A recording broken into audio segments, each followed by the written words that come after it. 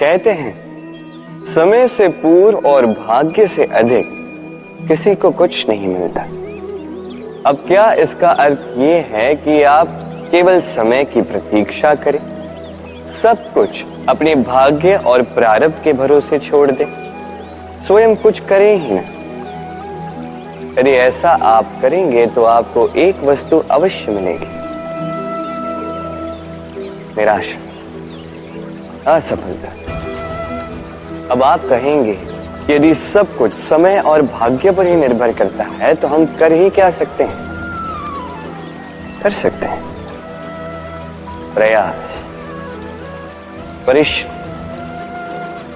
ये प्रयास ही है जो आपके जीवन में उस समय को आपके निकट खींच कर लाते हैं, वो समय जिसकी आप प्रतीक्षा कर रहे हैं। और ये भाग्य, ये उसके समक्ष झुकता है जो सदैव परिश्रम करते हैं। राधे राधे। कभी आपने देखा होगा दीपक तले अंधकार होता है, जो दीपक संसार को प्रकाश देता है उसी के भीतर अंधकार। अब कई सारे लोग इस बात का अर्थ कुछ इस प्रकार लेते हैं कि व्यक्ति स्वयं की समस्याएं तो सुलझा नहीं पाता और संसार को जाके उपदेश देता है, किंतु इसे देखने का एक और दृष्टिकोण भी है, और वो ये कि स्वयं जलकर इस संसार को प्रकाश केवल वही दे सकता है जिसका आधार शीतलता हो। इस संसार का मार्गदर्शन केवल वही कर सकता है, इस संसार को दिशा केवल वही दिखा सकता है जिसके भीतर संतोष और धैर्य की शीत हो।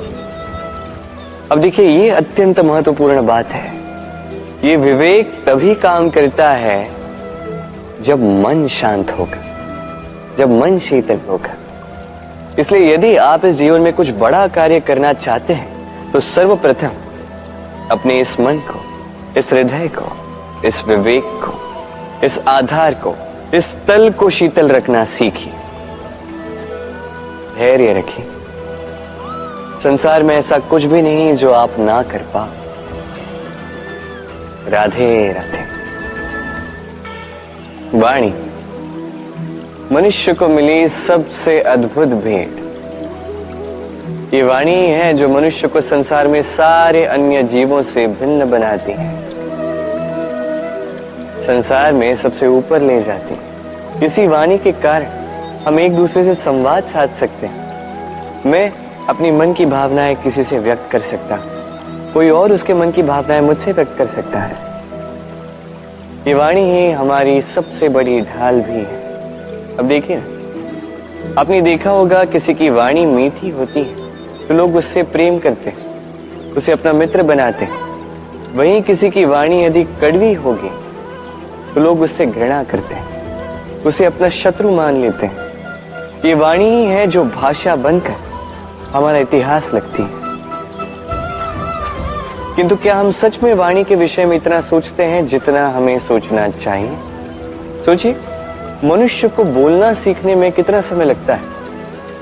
कुछ बालक 1.5 वर्ष की आयु में सीख जाते हैं, कुछ 2 वर्ष, कुछ 3। अब मनुष्य 1.5 वर्ष की आयु में बोलना सीख तो जाता है, पर क्या बोलना है ये जीवन भर सीख नहीं पाता। इस पे ध्यान केंद्रित कीजिए, समझने का प्रयास कीजिए कि बोलना क्या है। अपनी वाणी शुभ रखिए, अपनी वाणी मीठी रखिए, और इसी मिठास के साथ मेरे साथ आकर कहिए, समय। कहते हैं समय से पूर्व कुछ नहीं होता, हर बात का एक समय होता है। समय से पूर्व ना सूर्योदय होता है, ना सूर्यास्त होता है। समय से पूर्व पौधों में ना पुष्प खिलते हैं, ना फल। किंतु एक बात सोचिए, यदि वर्षा आने से पूर्व किसान भूमि ना जोते, वो बीज ही ना पिरोए, तो क्या फसल उगेगी? यदि योद्धा युद्ध से पूर्व अपने शस्त्र ही ना परखे, तो वो युद्ध कैसे लड़ेगा? इसका अर्थ ये, समय आपका जब आना है तब अवश्य आएगा, किंतु तब तक ये महत्वपूर्ण है कि आप स्वयं को उसके लिए सज्ज रखें, क्योंकि ये अवसर, ये शब्द बोलने में जितना छोटा है, ये आता भी उतने छोटे समय के लिए है और फिर निकल जाता है। अब यदि अवसर आपके हाथ आ जाए और यदि आप उसके लिए सज्ज ही ना हो, तो आपको सफलता कैसे मिलेगी? तो आप उचित समय की प्रतीक्षा कीजिए, उस अवसर की प्रतीक्षा कीजिए, किंतु तब तक निरंतर प्रयासों से स्वयं को और सक्षम बनाते रहिए, क्योंकि सफलता आपकी प्रतीक्षा कर रही है। बस उसके लिए सज्ज रहिए। राधे राधे।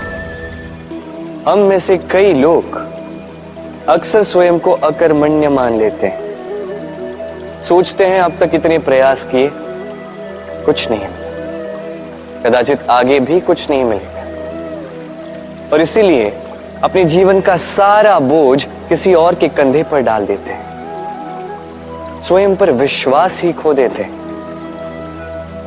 क्यों नहीं समझ पाते ये बात कि जब तक पांव में कांटा नहीं चुभेगा, व्यक्ति को ज्ञात कैसे होगा कि आगे नीचे देखकर चलना होगा। सूर्य को स्वयं जलना पड़ता है ताकि दूसरों को प्रकाश दे सके। रात्रि के अंधकार से लड़ने के लिए चंद्रमा को आकाश में अकेले चलना पड़ता है। नदी अपनी यात्रा कैसे बनाती है, अपना मार्ग कैसे बनाती है? इन चट्टानों से लड़कर बनाती है। यदि आप स्वयं आपकी सहायता करने में सक्षम नहीं रहे, तो निश्चित रूप से आपका यह जीवन व्यर्थ ही है। स्मरण रखिएगा, इस संसार में अपने जीवन का भार अपने ही कंधों पर उठाना पड़ता है। दूसरों के कंधों पर केवल शव यात्रा चलती है,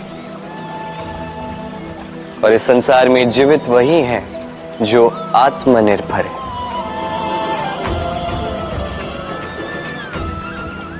राधे राधे। हम सभी कुछ न कुछ पढ़ चुके हैं, कुछ न कुछ सीख चुके हैं, किंतु ये ज्ञान का केवल प्रारंभ है। हमारी चेतना कहां से जागी, ये जानते हुए भी हम समझ नहीं पाते। तो चलिए आज पुनः एक बार सीखते हैं ज्ञान का ककहरा। व्यंजनों का प्रारंभ होता है क से। क से कबूतर, ये पढ़ते पढ़ते हम शब्द रचना सीखते हैं, उसके पश्चात सब कुछ। किंतु क्या कभी आपने सोचा है ये क से ही क्यों प्रारंभ होता है, कोई और व्यंजन क्यों नहीं? क्योंकि ये क दर्शाता है करुणा। करुणा जो सबसे महत्वपूर्ण भाव है। इसी करुणा के कारण आप किसी भी व्यक्ति या किसी भी जीव के मन की भावनाएं, उसकी समस्याएं, उसकी पीड़ा समझ पाते हैं। करुणा ही है जो प्रेम को जन्म देती है। करुणा ही है जो विवेक को जागृत करती है। तो क से करुणा यदि आप सीख गए, तो ज्ञा से ज्ञानी बनने में अधिक समय नहीं लगेगा। राधे राधे। हमें कहीं भी पहुंचने के लिए एक माध्यम की आवश्यकता होती है। अब कुछ इस माध्यम को मार्ग कहते हैं, कुछ पथ कहते हैं, तो कुछ कहते हैं सड़क। मनुष्य सदैव अपने लक्ष्य तक पहुंचने के लिए इसी मार्ग की खोज में रहता है, किंतु मनुष्य एक बात समझ नहीं पाता कि इस मार्ग में आगे बढ़ने के लिए इस मार्ग को पीछे ढकेलना भी आवश्यक है। यदि ये करने की क्षमता आप में नहीं है, तो आपका मार्ग कभी आपको लक्ष्य तक नहीं पहुंचा सकता। दूसरी बात, यदि निरंतर प्रयास आप कर सकते हैं, यदि ये क्षमता आप में है, तो आप जब चाहे, जहां चाहे, अपना मार्ग स्वयं बना सकते हैं। राधे राधे। हमें सबसे अधिक प्रिय होती है जीत, सबसे अप्रिय होती है हार।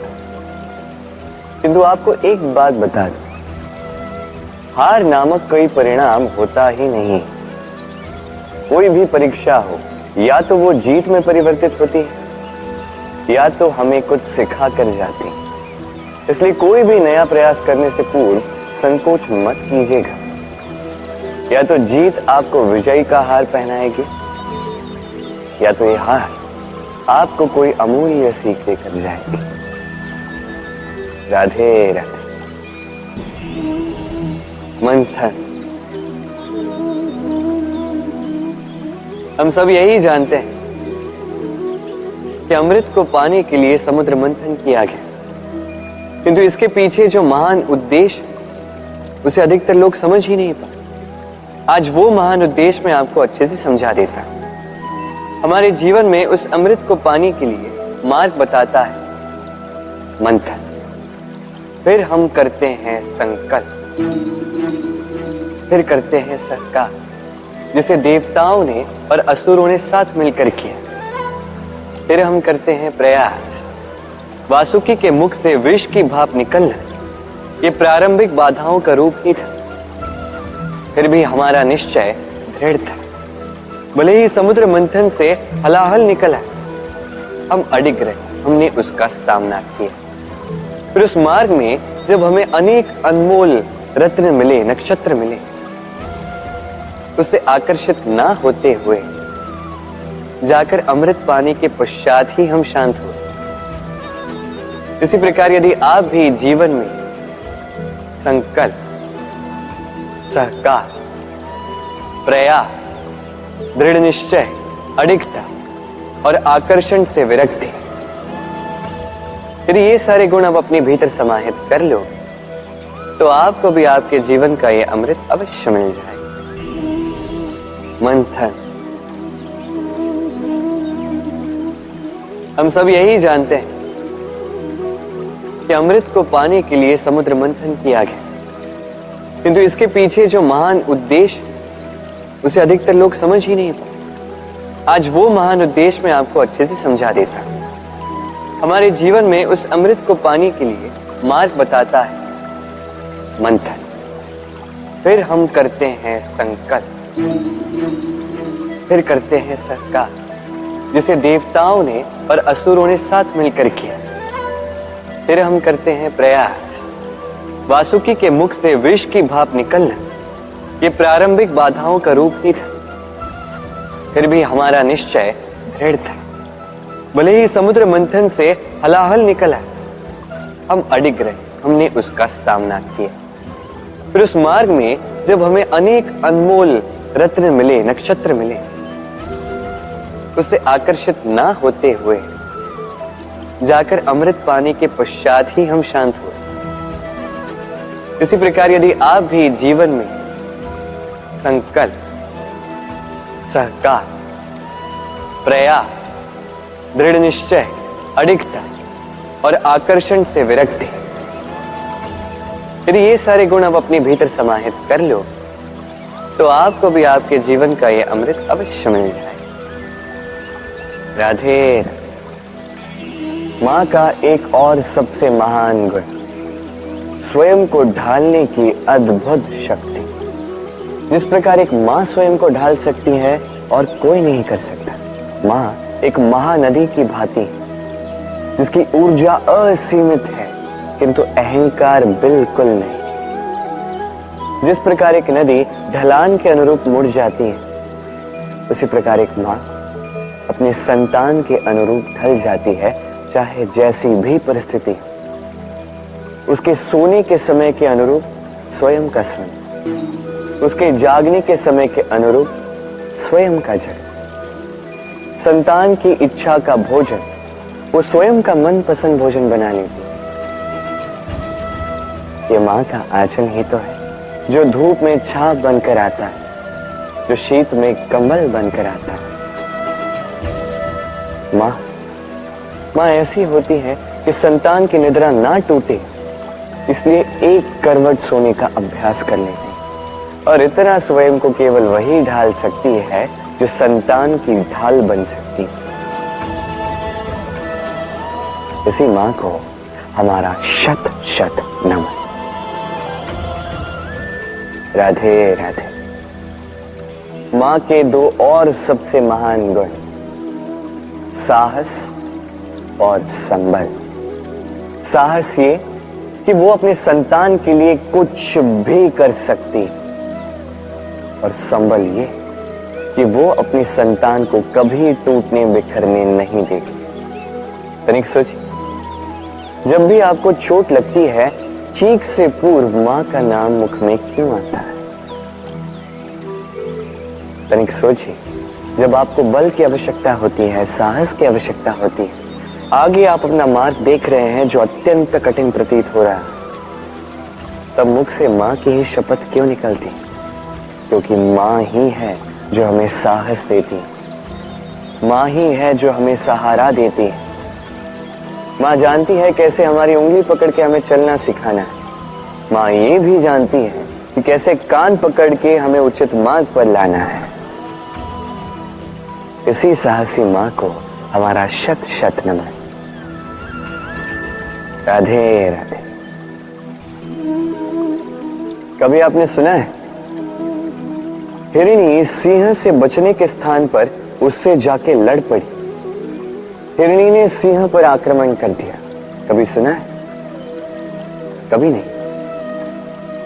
किंतु ऐसा हो सकता है, ऐसा होता भी है, और ये होता तब है जब हिरणी के शावक संकट में हो, जब उन्हें सिंह से प्राणों का संकट हो, तब हिरणी भी आके सिंह से लड़ पड़ती है, उससे भिड़ पड़ती है, क्योंकि वो मां है और मां अपनी संतान के लिए कुछ भी कर सकती है। ये ममता है, ये जितनी कोमल हो सकती है उतनी ही कठोर भी हो सकती है, और अपने संतान के हित के लिए वो क्रोध की पराकाष्ठा पार करते हुए अपने संतान की सुरक्षा करके ही रहेगी। और इसीलिए तो मां संतान के जीवन के सबसे बड़ी ढाल कहलाती है। इसी मां को हमारा शत शत नमन। राधे राधे। करुणा, करुणा वो भाव है जिससे संसार के सारे भाव जन्म लेते हैं, और ये समस्त संसार ये मां से जन्म लेता है। मां वो व्यक्ति है जो करुणा का सागर है। संतान को देखकर ही समझ जाती है कि उसकी विडंबना क्या है, उसकी आवश्यकता क्या है। संतान के नेत्रों में यदि अश्रु दिखे, वो देखकर ही समझ जाती है कि उसके शरीर के कौन से भाग में उसे चोट लगी है। संतान के बिना कहे मां समझ जाती है कि आज भोजन में संतान क्या खाएगी।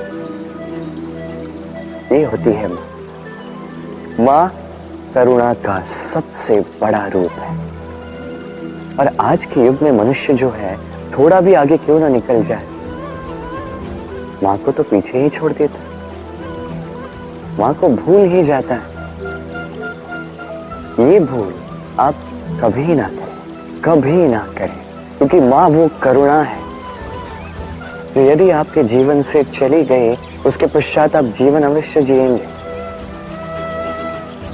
किंतु कभी जीवन जी नहीं पाएंगे। उसके पश्चात आपके जीवन से आपका ये मूल्य, आपके जीवन से करुणा का ये भाव, ये भी आप खो दोगे। आपकी मां सबसे अधिक महत्वपूर्ण है। यदि मां को खो दिया तो समझ लीजिए सब कुछ खो दिया। इसलिए मां को सदैव स्मरण रखिए, सदैव उसे प्रेम दीजिए, और मेरे साथ कहिए राधे राधे। इस छोटे से लकड़ी के टुकड़े को देख रहे हैं? एक वृक्ष से ऐसे लाखों टुकड़े मिल सकते हैं जिनमें से अग्नि प्रज्वलित हो सके, जो स्वयं जलकर हमें भोजन बनाने में सहायता करते हैं, जो स्वयं जल अंधकार में हमें प्रकाश दिखाते हैं। यदि इसी को उलट दिशा से देखा जाए तो ऐसा ही एक छोटा सा लकड़ी का टुकड़ा एक छोटी सी चिंगारी पकड़कर अपने साथ लाखों वृक्षों को जला सकता है।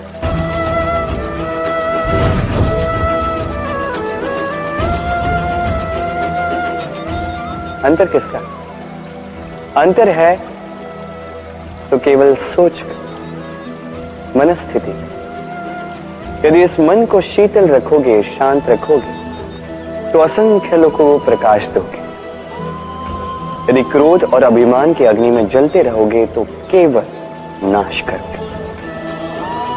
निर्णय आपका। राधे राधे। व्यक्ति को किन बातों का अभिमान होता है? समय, सत्ता, शरीर और संपत्ति। और ये चारों सदैव साथ नहीं रहते। कैसी विचित्र बात, अब स्वयं ही देख लीजिए। समय आज अच्छा है तो कल बुरा भी हो सकता है। सत्ता आज आपकी है तो कल आपसे छिन भी सकती। ये शरीर तो है ही नश्वर। जैसे जैसे आप वृद्धावस्था की ओर जाओगे, दुर्बल भी होते जाओगे, सुंदरता भी ढलने लगी। और संपत्ति आज आपकी है, कल किसी और की हो।